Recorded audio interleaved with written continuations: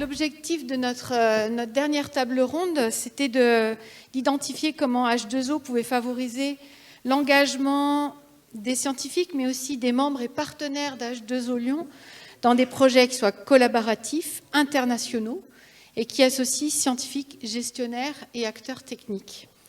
Donc on a vu qu'au niveau de la formation, on met pas mal de « et » ou. On a vu aussi que finalement H2O est un booster global. Moi j'aime bien ce mot de booster, on pourrait l'appliquer à H2O vu le terreau lyonnais en termes de structuration progressive, que ce soit sur l'eau, sur la ville. Et puis il y a des programmes qui déjà étaient pluridisciplinaires avec les partenaires opérationnels et dans une dimension internationale, et c'est un petit peu ce qu'on va partager aujourd'hui. Alors, est-ce qu'on a la connexion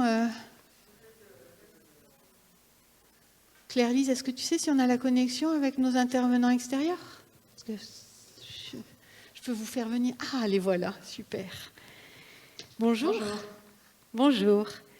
Alors, est-ce qu'on a affaire à Sabine Girard ou à Claire Petitjean? Sabine, tu commences? Oui, on est toutes les deux là en fait. On est là les deux. Vous nous entendez?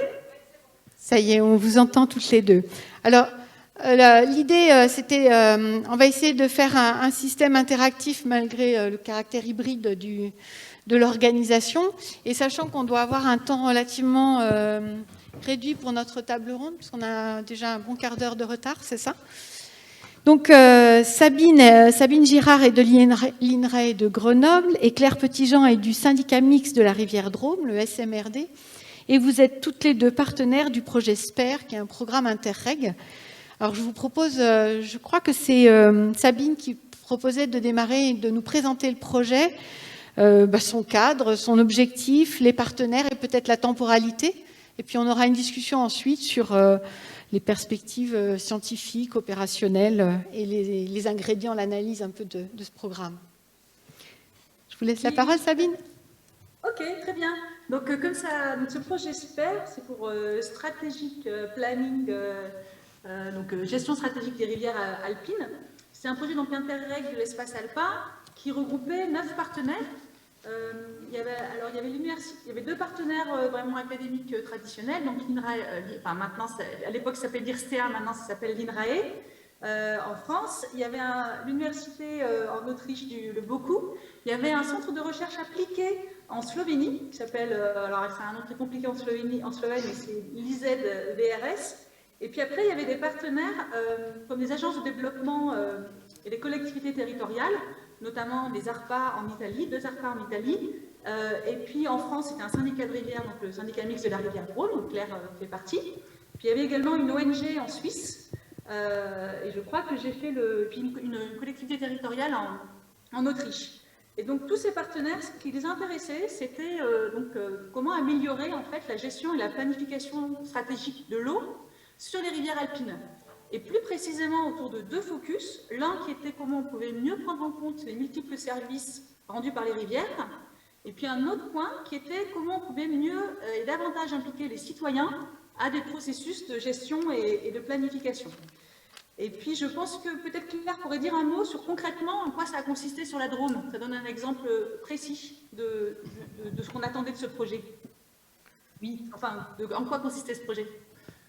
En quoi consistait ce projet? Pour nous, pour la Drôme, donc on était acteurs en tant que cas d'étude, une collectivité territoriale. On a accueilli ce projet comme une démarche expérimentale d'expérimentation d'une participation citoyenne à grand public. C'est-à-dire qu'on travaille avec une clé, habituellement, dans le cadre d'un SAGE, et ce projet visait à impliquer l'ensemble des citoyens du territoire pendant 3 ans. Donc pour nous, concrètement, ça s'est arbitré autour de 800 expressions citoyennes, d'une 60aine d'événements participatifs que l'on a organisés localement et pour lesquels on a été accompagné par l'équipe de chercheurs, notamment de l'INRAE, sur la partie participation citoyenne, Et puis, ce dispositif a été déployé dans les 5 cas d'études, donc la Suisse, l'Autriche, la Slovénie, et j'oublie la Suisse, l'Autriche, la Slovénie et l'Italie. Voilà. Donc nous, le sujet d'aujourd'hui n'est pas seulement d'analyser les résultats donc, du processus participatif, mais plutôt, il me semble, d'analyser les bénéfices ou les inconvénients de travailler en coopération à l'échelle européenne pour ce cas-là. Et nous, à l'échelle collectivité territoriale, ce projet s'est plutôt invité sous une forme de cooptation, c'est-à-dire que l'équipe de chercheurs et l'équipe de chercheurs d'INRAE a rencontré l'équipe italienne et sont venus nous chercher en nous proposant cette démarche. Il s'est avéré que cette démarche s'inscrivait dans un calendrier qui était plutôt propice dans notre cadre de notre SAGE, c'est-à-dire qu'on avait pour ambition de réviser le SAGE à l'issue du projet, et donc l'opportunité d'engager une participation citoyenne large public avant une révision du SAGE était pour nous une vraie opportunité de vérifier si le SAGE était bien compris par les citoyens, si des sujets n'étaient pas encore abordés, et de bien mettre en phase notre SAGE avec le territoire. Donc pour nous, c'est plutôt un processus qui s'est engagé par cooptation et qui s'est avéré une vraie opportunité en amont de la révision de notre SAGE. Ok, et puis j'ajouterais simplement qu'un projet Interreg pour une collectivité comme la nôtre, c'est aussi, ça permet un recrutement, la levée de moyens financiers et puis la levée d'accompagnement par notamment des acteurs de la recherche. Donc c'est aussi des visées assez importantes pour nous. Merci pour ce premier éclairage sur votre projet. On voit finalement les scientifiques vous ont amené ou vous ont happé vers une dimension internationale et toute l'opportunité que ça a pu représenter pour vous. Et je pense qu'on reviendra sur quelques points avec vous. Je propose ensuite de demander à Jean-Luc de nous présenter le projet COUD Labs, ses orientations et ses perspectives. Oui, ok. Merci, Elodie. Donc, le projet COUD Labs, c'est un projet européen H2020 dans la catégorie Infraia. C'est-à-dire que l'objectif du projet, il est triple. Infraia, c'est le mot, il y a infra qui correspond à infrastructure de recherche. Et donc les partenaires du projet COUD Labs sont pour l'essentiel, je vous les citerai après, des instituts ou des laboratoires de recherche qui ont à leur disposition des infrastructures expérimentales ou des sites expérimentaux. Et l'objectif du projet, c'est de les mettre à disposition de nouveaux utilisateurs, que ce soit des partenaires académiques ou de recherche qui ne sont pas membres du projet, ou des consortiums qui regrouperaient des chercheurs, des entreprises et avec une priorité pour les PME. Donc je reviendrai après en détail. Donc ça, c'est le noyau principal du projet. Et donc le financement permet d'inviter, pour des durées plus ou moins longues, des gens extérieurs à venir travailler sur les infrastructures dont les partenaires disposent. Donc en gros, c'est une sorte de mutualisation et de mise en réseau. Et les infrastructures permettent à la fois à d'autres entrants de s'en servir, de développer leurs projets et de nouer en plus des collaborations. Le service minimum, c'est qu'on met à disposition une infrastructure. Évidemment, tout le monde imagine et souhaite d'aller un peu plus loin que juste être un prestataire et de mettre à disposition des infrastructures, mais de nouer des collaborations. Il y a un deuxième volet dans COUD Labs qui consiste à avoir un certain nombre d'activités de recherche entre les partenaires, cette fois-ci. Et là, on en a fait une liste, elles sont assez ciblées. Et l'objectif, c'est qu'elles soient relativement et facilement utilisables et transposables aussi par le milieu opérationnel. Donc, si on a un peu de temps, je reviendrai. Mais on met par exemple à disposition sur des sites Internet, sous forme d'applications, des outils de calcul, d'estimation d'incertitude, de simulation, de traitement de données, qui pour l'instant sont uniquement utilisés par des chercheurs. Et là, l'idée, c'est d'en faire une sorte d'applicabilité ou de les rendre utilisables par tout le monde, que ce soit des chercheurs ou des opérationnels. Et le troisième volet, c'est de créer du réseau, voilà, du networking, à la fois entre les partenaires du projet et avec tous les entités, les organismes et les partenaires qui voudront utiliser les infrastructures. Alors les infrastructures, il y en a 17 qui sont partagées. par les partenaires du projet. Et les partenaires du projet, si on n'oublie personne, si on va du nord au sud, en quelque sorte. Donc on a l'université d'Aalborg au Danemark, on a l'université de Sheffield en Grande-Bretagne, on a l'Institut de recherche d'Eltares aux Pays-Bas, l'Institut de recherche et de formation IKT en Allemagne, l'Université de la Coruña en Espagne, on a l'IAVAG en Suisse, et en France, il y a notre laboratoire, DIP, pour l'INSA de Lyon, et on a 2 autres partenaires qui ne sont pas directement des académiques ou des chercheurs, qui sont Le Gray pour l'interface entre le monde académique et le monde opérationnel, et Euronovia, qui est le partenaire du projet chargé de la communication, valorisation, transfert. Voilà, en quelques mots. Et donc, on a un financement qui a démarré au mois de mai 2021 et le projet dure à peu près 3 ans et demi. Et oui, jusqu'au 31 janvier, vous pouvez voir la liste des 17 infrastructures et l'appel est ouvert jusqu'au 31 janvier. L'appel à quoi? À proposition. C'est-à-dire, vous voyez des infrastructures, vous pouvez prendre contact avec les gens qui en sont les propriétaires ou les utilisateurs habituels en disant « j'ai vu cette infrastructure, j'aimerais monter mon propre projet de recherche ou de recherche-développement ». Et on vous indiquera comment soumettre une proposition qui sera évaluée par un comité extérieur. Et les gens retenus pourront venir et auront l'accès rémunéré à ces infrastructures pour des durées variables selon les projets. Merci pour cette présentation très claire. Et effectivement, on est sur un format un peu particulier de réseau naissant d'infrastructures de recherche, ouvert à la recherche collaborative, mais aussi à l'application, enfin l'accueil de praticiens dans des programmes collaboratifs. On reviendra sur l'intérêt des deux côtés, côté scientifique et praticien. Donc je vais donner la parole à Sandrine Charles, donc, qui est professeure au laboratoire LB Lyon 1 et qui porte le projet TK Play 2.0. Non? Oui, exactement.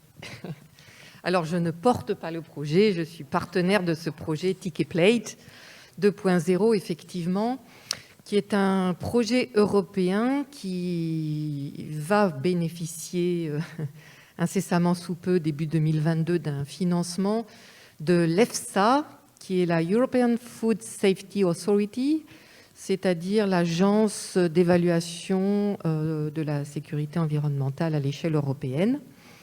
L'équivalent en France, c'est l'ANSES, par exemple. Et donc, dans ce projet permet de rassembler un consortium international en réponse, en fait, à une commande de l'EFSA pour développer, au-delà de son utilisation actuelle, une plateforme dédiée à l'étude de la toxicocinétique et de la toxicodynamique des substances chimiques sur les organismes vivants.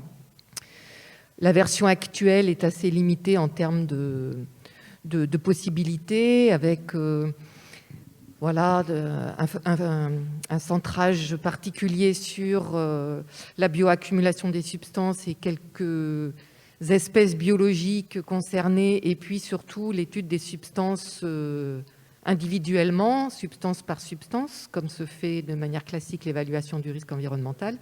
Et donc là, l'idée, c'est d'aller au-delà, d'aborder les contaminations multiples, voire même les facteurs de stress multiples, c'est-à-dire combiner la contamination d'origine chimique avec la perturbation environnementale, par exemple, avec un focus en particulier sur mammifères, les animaux de la ferme et les oiseaux. Alors bon, pas tout à fait directement les animaux de l'eau, encore qu'il y a des mammifères dans l'eau, mais voilà. Et au niveau de ce consortium, en fait, on ne se connaissait pas, presque aucun des partenaires, enfin, sauf exception. C'est donc vraiment la réponse à cet appel à proposition de technique, en fait, en réponse à une commande. C'est un peu particulier, c'est pas tout à fait un projet de recherche, mais ça va forcément générer des collaborations de recherche parce que sur 10 partenaires, on est 8 partenaires académiques. Il y a 2 start-up, dont une française toute naissante. Et puis, parmi les académiques que j'ai inclus, l'ANSES en France. Voilà, donc on ne se connaissait pas ou presque, et c'est la complémentarité de nos compétences qui a fait qu'on s'est retrouvé autour de cette proposition coordonnée par l'Université d'Utrecht. Voilà, et dans un projet dans lequel mon équipe est partenaire, donc avec l'objectif de, un peu pareil, en fait, de mettre à disposition pour la sphère opérationnelle et décideurs de l'évaluation du risque des outils clés en main pour évaluer la toxicité des substances au sens large, avec ce focus particulier sur ces espèces qui sont utilisées comme modèle pour l'humain. En fait, c'est intéressant parce que c'est une réponse à tu disais, une commande, en fait, qui n'est pas un appel sur la recherche. Et est-ce que la réponse fait appel à la recherche ou est-ce que la réponse va être un très bon support pour développer de la recherche internationale? Les deux, probablement. Il va y avoir les deux parce que on va pouvoir réinvestir en fait des développements de la recherche directement dans le projet en termes de méthodologie, parce que par exemple quand on fait de la modélisation, de travailler sur un oiseau ou éventuellement une autre espèce, ça n'a pas forcément de l'importance. Bon, ça dépend, mais voilà, disons qu'il peut y avoir déjà de la transférabilité de la recherche vers l'applicabilité à ce projet. Mais malgré tout, la spécificité de la complexité biologique liée au travail sur les mammifères par rapport à des organismes moins complexes, ça va nécessiter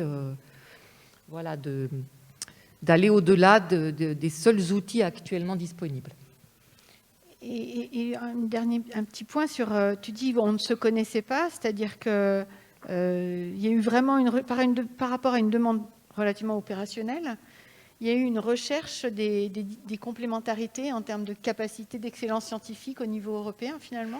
Voilà, c'est surtout une complémentarité de compétences avec des gens qui sont plus du côté expérimental, d'autres plus du côté de la modélisation. Mais même la modélisation, il va y avoir, on va dire, deux approches un petit peu complémentaires. Une basée sur l'apprentissage automatique, ce qu'on appelle le machine learning ou le deep learning, pour ceux qui connaissent ces termes, et puis de la modélisation plus mécaniste des effets liés aux substances sur les organismes vivants.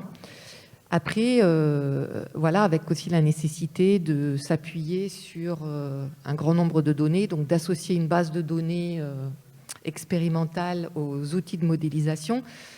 Et tout ça, c'est des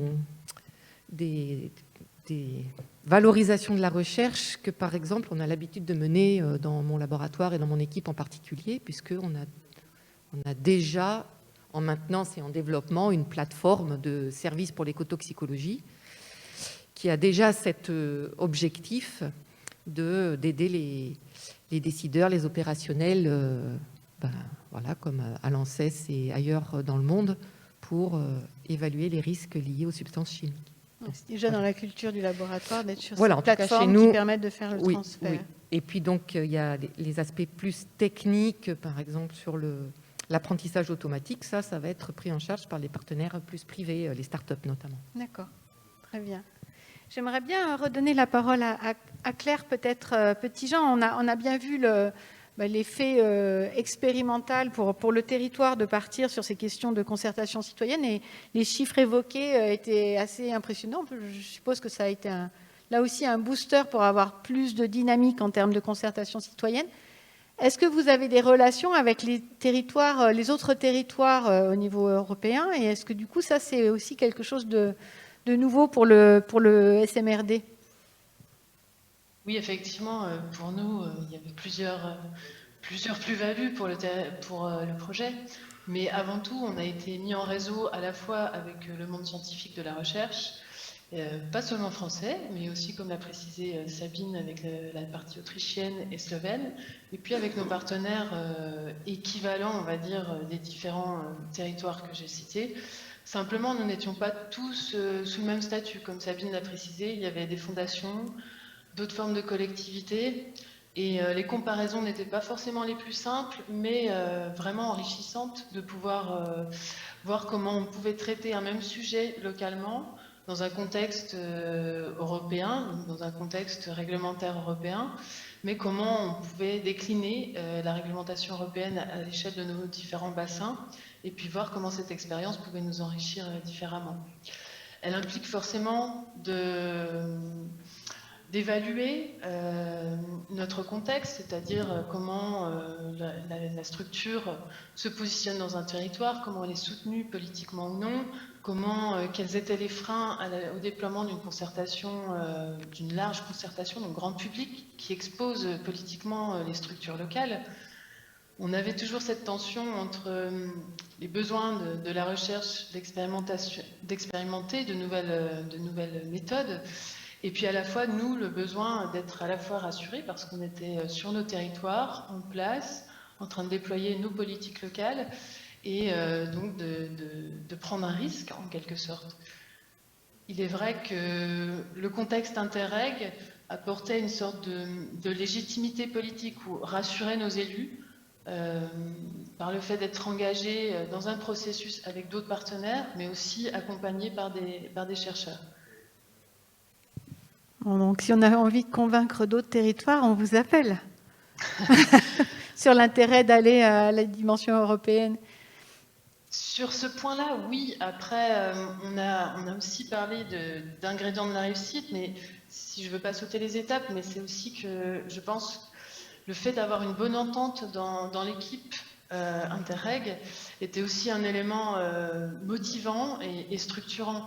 Et ça, je ne sais pas si on peut généraliser à tous les projets Interreg, mais le fait d'être dans une équipe où on avait l'envie de se retrouver tous les 6 mois, l'envie de partager nos expériences, a vraiment contribué à la réussite du projet, c'est certain. Mais l'envie, elle a été créée au début du projet, elle n'était pas forcément là avant. C'est la dynamique du projet qui vous a donné cette envie ? Alors, je ne sais pas clairement comment elle s'est structurée à l'échelle de tout le groupe.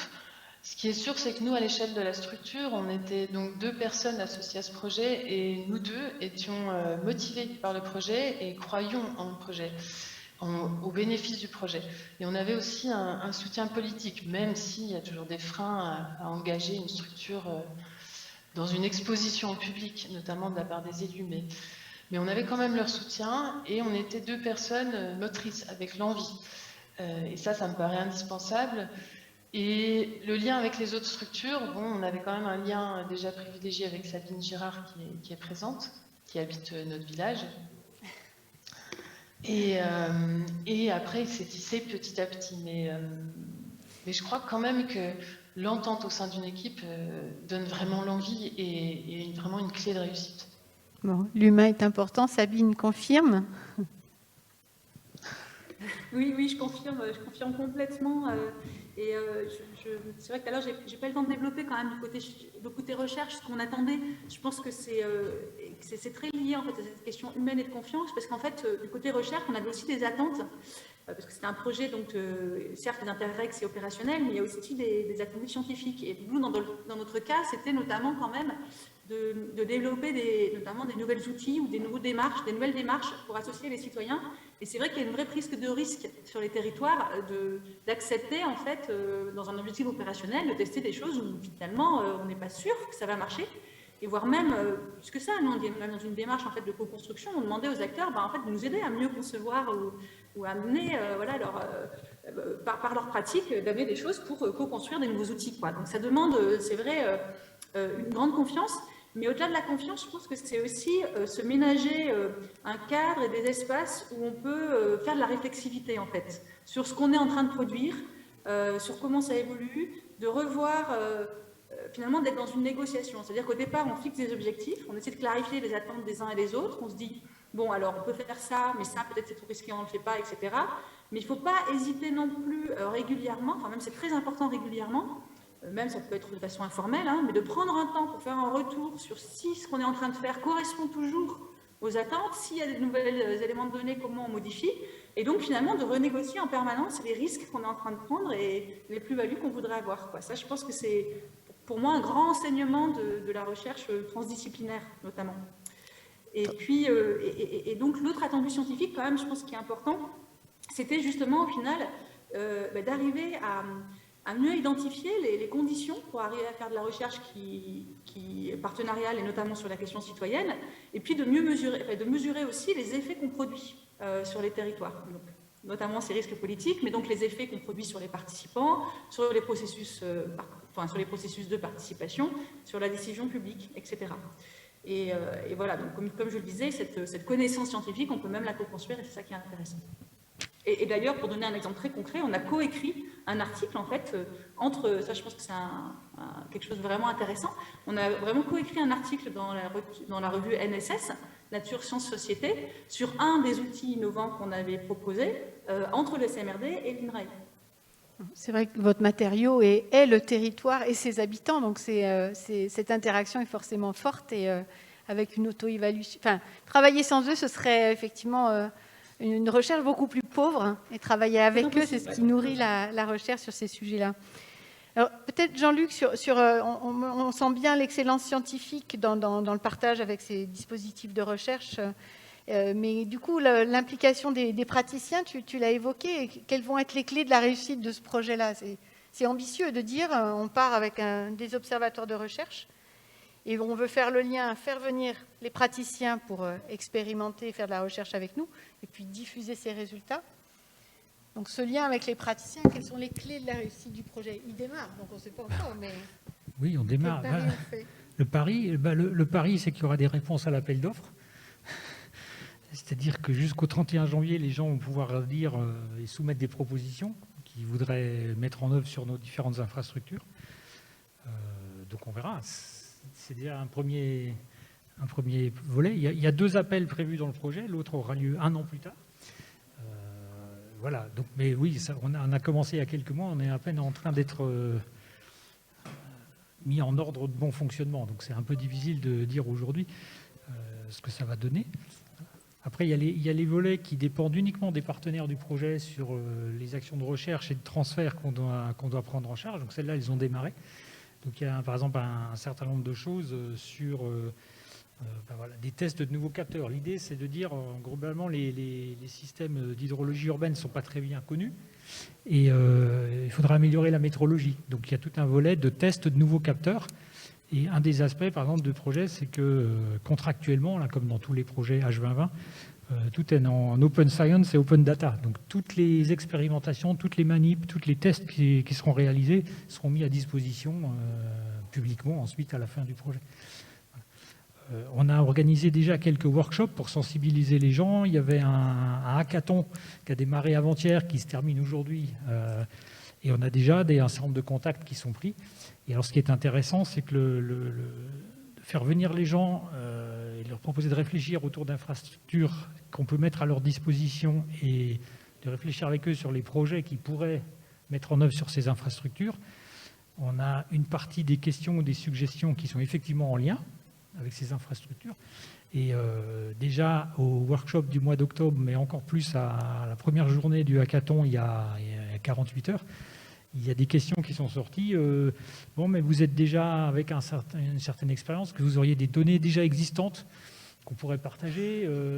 D'autres questions sont arrivées qui sont indépendantes des infrastructures, et on voit que les gens auraient envie d'avoir des réseaux de collaboration, d'échanges. Voilà. Et dans les gens qui étaient impliqués, il y avait d'autres chercheurs, d'autres universités, mais il y avait des bureaux d'études allemands, anglais, il y avait un bureau d'études hollandais aussi. Après, il y a des gens... quand on fait des manifestations en ligne, comme ça, des fois on a juste des noms, on n'a pas fait un tour de table des gens, donc on ne sait pas qui sont tous les autres, mais d'après les noms, il y avait manifestement des gens italiens, grecs. Ça élargit les 7 pays d'ancrage, tu élargis au niveau européen de manière... Oui. Et puis ce qu'on a aussi perçu, c'est que des gens qui ont répondu à notre appel à participer vont se rencontrer entre eux indépendamment de nous. C'est-à-dire qu'on a aussi servi d'interface de rencontre, où dans le cours de la discussion et des échanges, les gens se disent on ne se connaît pas, mais on a des idées communes. Donc voilà. Ça fait déjà réseau. Et c'est un des objectifs, c'est que le projet serve aussi à catalyser un réseau et au niveau européen. Le booster, oui, encore voilà. un. Bon, et le booster TK Plate, pardon Jean-Luc, merci. Alors, là, disons qu'on a directement des praticiens et des opérationnels qui sont voilà, les clients, je ne sais pas comment il faut dire. Oui, c'est ça, les commanditaires du projet. Donc, eux, ben, évidemment, ils vont pouvoir utiliser directement, ils sont même impliqués dans le projet, on va faire des réunions régulières avec les personnes de l'EFSA en charge du suivi du projet. Et on va être assisté également pour tout ce qui est le recueil des données publiques, les requêtes dans la bibliographie, ce genre de choses avec des personnes de l'EFSA directement. Et après, oui, l'idée, c'est que ça fasse école à la fois dans les agences réglementaires d'évaluation du risque dans les pays européens, l'ANSES prioritairement puisqu'ils sont partenaires du projet, mais après, évidemment, ça va se répandre dans les autres agences réglementaires. Mais après, voilà, si je me base sur l'expérience qu'on a, nous, déjà, sur les outils qu'on met à disposition de la communauté, on voit que l'utilisation, elle est vite, c'est peut-être un bien grand mot, mais planétaire. C'est-à-dire qu'effectivement, on a des utilisateurs. Oui, il n'y a pas d'ancrage local finalement dans cette approche. Elle est tout de suite partagée finalement. Voilà, à grande c'est-à-dire échelle. que les outils vont être pensés suffisamment génériques pour pouvoir être utilisés au-delà même de ce projet. Évidemment, la priorité sera donnée au projet de répondre tel qu'on l'a proposé. Mais comme je le vois et sur l'expérience que j'ai de ces outils, oui, ça peut aller bien au-delà. C'est-à-dire que, c'est pas parce qu'on doit traiter spécifiquement, moi en particulier, des oiseaux, que ça va pas fonctionner sur les animaux de la ferme ou sur d'autres espèces invertébrées, par exemple. Et donc, ça vient en plus en accompagnement d'autres projets plus classiques de recherche qui sont menés par ailleurs. Avec certains des partenaires de ce projet-ci. Est-ce qu'il y a des questions de la salle par rapport à ces 3 projets ou leur dynamique Oui, Anne. Est-ce que tu veux attraper le micro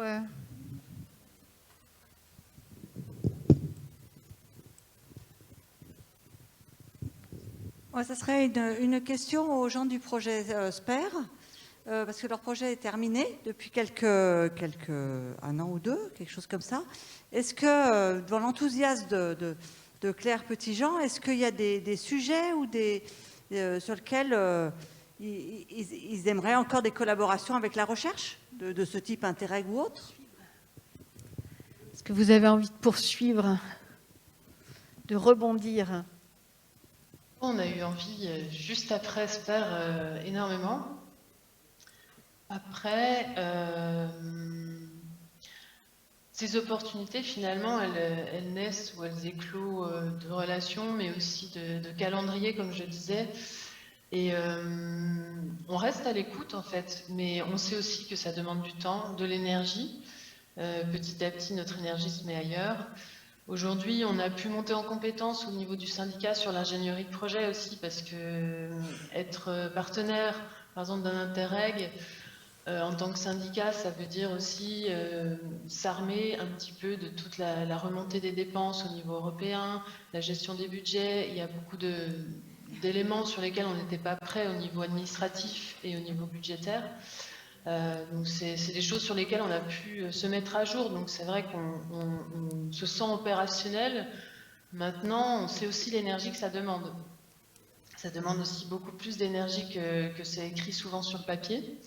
Donc, comme je le spécifiais juste avant, il faut rester quand même, il faut que effectivement ça corresponde à un calendrier de la structure, ça corresponde aussi à une envie de l'équipe sur des sujets qui sont portés avec du sens sur le territoire et puis portés par l'équipe. Et c'est aussi un croisement de rencontres. Donc on est à l'écoute, mais on partirait pas. On est aussi conscient de l'engagement que ça représente au niveau local. Oui, tout à fait. Et puis la prise de risque que Sabine a pu décrire brièvement, mais nous on est en fin de projet, donc on a réussi, on est moins à chaud, on a un petit peu de distance avec le projet, mais l'enthousiasme ne cache pas aussi des moments qu'on a pu vivre plus difficiles, dans le sens jusqu'où on met le curseur entre tester, expérimenter et mettre en défi nos territoires et jusqu'où nous, on restait souverains sur nos territoires. Ça, c'était une tension qu'on a vécue ensemble et qu'on a partagée et qu'on a traversée ensemble. Et c'était pas toujours simple, mais très efficace. Je dirais aussi, dans ces moments-là, on a pu faire appel à des tiers, des personnes extérieures, et c'était sûrement une bonne chose. Et de vivre et de reconnaître aussi les défis que ça représente, c'est une aventure, quoi. Et ça demande du temps et de l'énergie, mais aujourd'hui, on en vit encore des avantages chaque jour au niveau du syndicat, la proximité avec le territoire. On est reconnu comme territoire d'excellence sur la concertation, donc ça nous demande plus de temps aujourd'hui que de bénéfices, mais on est dans la prise en main de nos projets, on a des compétences en termes de concertation beaucoup plus fortes qu'avant le projet, et on a moins peur aujourd'hui pour partir sur des projets participatifs. On se sent, le participatif est devenu intégré, en tout cas, dans notre démarche de syndicat. Oui, c'est vrai que ce que je disais tout à l'heure, c'est effectivement travailler sur la mobilisation citoyenne, c'est une vraie prise de risque et c'est pas un matériau, quoi. C'est la vie du territoire et le risque pris par les élus doit être effectivement assumé et important. Et comme tu l'évoquais, le caractère européen finalement légitimait cette prise de risque. Jean-Luc, il faisait comme ça quand tu parlais du montage administratif, de la complexité en termes de gestion de projets européens. On a l'impression que c'est facile pour les organismes de recherche, que c'est devenu une habitude et qu'il faut porter les praticiens. Je me trompe ? Oui, je me trompe. C'est beaucoup de temps, en fait. Et oui, puis, non, parce que... une complexité qu'il faut gérer. Moi, je me suis fait appuyer par Lyon Ingénierie Projet, personnellement. Oui, nous on travaille avec INSAVALOR. Non, mais c'était Interreg, parce qu'Interreg, dans mes souvenirs, c'est les plus pénibles. Et la pénibilité des reportings financiers administratifs n'est pas forcément liée au montant qu'ils donnent. J'ose pas vous dire qu'on espère être payé pour East River 2018 en Interreg Plan Rhône, mais ça devrait arriver. Très bien. Je pense qu'on a fait, je ne sais pas si vous vouliez un dernier petit mot sur les clés du succès ou les perspectives de votre projet. L'idée des 3 projets, c'était de montrer comment scientifiques et praticiens montent au niveau international. Souvent, on a besoin d'un ancrage territorial, c'est le cas du projet SPER. On voit que finalement, sur les 2 autres projets, il n'y a pas tellement besoin de cet ancrage territorial. On a les dispositifs de recherche dans le COID Labs qui sont un ancrage des scientifiques et qui vont aller chercher des praticiens de manière, j'allais dire, totalement ouverte. Et ce n'est pas dit que ce soit nos partenaires lyonnais et les partenaires de chaque dispositif qu'on retrouve dans le projet COID Labs. Je pense que ça va ouvrir. C'est même plus que ça, c'est que c'est délibérément fait pour des gens qui n'ont pas accès aux infrastructures et qui, a priori, dans les critères, sont normalement pas du pays de là où se trouve l'infrastructure. Pour éviter le réseau trop étroit des gens qui se connaissent déjà et qui connaissent aussi les infrastructures. Donc ils ne sont pas exclus, mais ils ne peuvent venir qu'en partenaire avec d'autres où les autres sont forcément extérieurs et où les autres extérieurs sont majoritaires. Donc c'est une vraie ouverture sur nos dispositifs de recherche et leur visibilité à l'international.